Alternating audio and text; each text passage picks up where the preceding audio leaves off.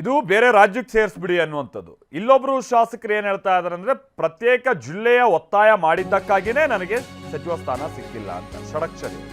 ಅವ್ರು ತಿಪಟೂರಿಗೆ ಸಂಬಂಧಪಟ್ಟಂಗೆ ಅವ್ರು ಮೊದಲಿಂದನೂ ಕೂಡ ಒಂದು ಹೋರಾಟ ಇದ್ದೇ ಇದೆ ಆ ಭಾಗದಲ್ಲಿ. ಅದನ್ನು ತಿಪಟೂರನ್ನು ಒಂದು ಜಿಲ್ಲೆ ಮಾಡಬೇಕು, ತುಮಕೂರನ್ನು 2 ಭಾಗ ಮಾಡಬೇಕು ಅಂತ ಹೇಳ್ತಾರೆ. ಕೆಲವು ವಾಸ್ತವ ಅಂಶಗಳು ಕೂಡ ಇದೆ ಹೇಳಬೇಕು ಅಂದರೆ. ಸಚಿವ ಸ್ಥಾನ ನೀಡಿ ಇಲ್ಲದೆ ಹೋದರೆ ಪ್ರತ್ಯೇಕ ಜಿಲ್ಲೆ ಮಾಡಿ ಅಂತ ನಾನು ಹೇಳಿದ್ದೆ. ಈಗ ತಿಪಟೂರು ಕ್ಷೇತ್ರದ ಹಿರಿಯ ಶಾಸಕ ಷಡಕ್ಷರಿ ಏನು ಹೇಳ್ತಿದ್ದಾರೆ ಅಂದರೆ, ನನಗೆ ಸಚಿವ ಸ್ಥಾನ ಕೊಟ್ಟಿಲ್ವಲ್ಲ, ಬಹುಶಃ ಇವರೀಗ ಪ್ರತ್ಯೇಕ ಜಿಲ್ಲೆ ಮಾಡಬೇಕು ಅನ್ನುವಂಥದ್ದಕ್ಕೆ ಒತ್ತು ಕೊಡ್ಬೋದು ಅಂತ ಅವರೊಂದು ಮಾತನ್ನು ಹೇಳ್ತಾ ಇದ್ದಾರೆ. ನಿನ್ನೆ ನಡೆದ ಸ್ವಾತಂತ್ರ್ಯೋತ್ಸವ ಭಾಷಣದಲ್ಲಿ ಅವರು ಈ ವಿಚಾರವನ್ನು ಉಲ್ಲೇಖ ಮಾಡಿದ್ದಾರೆ. ನಾನು ಮುಖ್ಯಮಂತ್ರಿಗಳ ಮನವೊಲಿಸಿ ಅದೇನಾಗಬೇಕು ಆ ಕೆಲಸ ಮಾಡೇ ತೀರ್ತೀನಿ ಅಂತೆಲ್ಲ ಹೇಳಿದ್ದಾರೆ.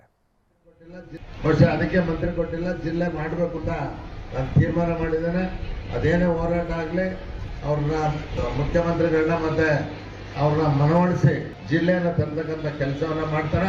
ಮತ್ತೆ ಈ ನಾಡಿಗೆ ಬೇಕಾದಂಥ ಕಲ್ಪತರು ನಾಡಿಗೆ ಅವಶ್ಯಕವಾದಂಥ ಎಲ್ಲ ಯೋಜನೆಗಳನ್ನ ತಂದು ಜನರಿಗೆ ಮುಟ್ಟಿಸ್ತೀನಿ ಅಂತಕ್ಕಂಥ ಮಾತನ್ನು ಹೇಳ್ತಾ ತಮ್ಮೆಲ್ಲರಿಗೂ ಶುಭ ಆಗಲಿ. ಬಹುಶಃ ಅದಕ್ಕೆ